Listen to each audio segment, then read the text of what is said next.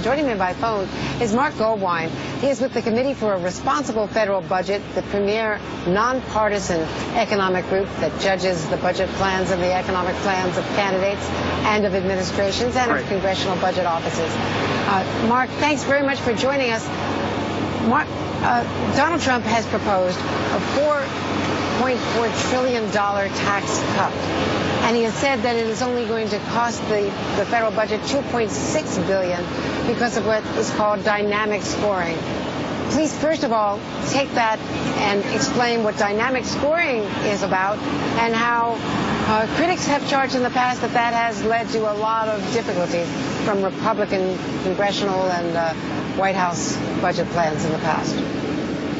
Thank you so much for having me on. The issue here is that there's two ways to really score any kind of policy. You can look at its direct effects and its effects on behavior, or you can also look at what effects it might have on economic growth. And if we can grow the economy faster, that also means more tax revenue.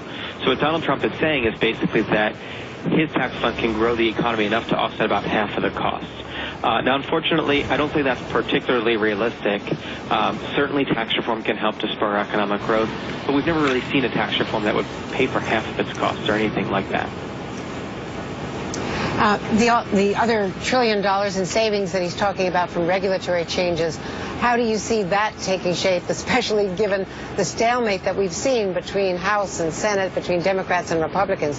How would a President Trump, after the campaign we've seen, get this kind of legislation through? Well, look, I think a lot of this is just pie in the sky. Of course, we can grow the economy with better tax policy, better regulatory policy, and better energy policy. But we're talking about a couple percentage points a year. A couple decimal points per year, not a couple percentage points per a year. We just can't get this kind of economic growth. We haven't ever really, historically, with an aging population. It's going to be pretty much impossible to going forward.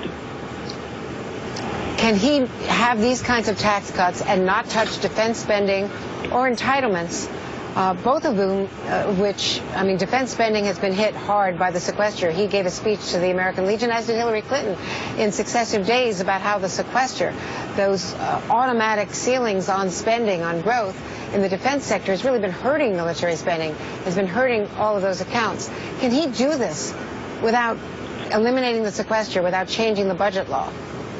Well, Donald Trump has taken 2/3 of the budget off of the table. He said he won't touch defense, Social Security, Medicare, or veterans. That's 2/3 of the budget, and it includes our three largest government spending programs.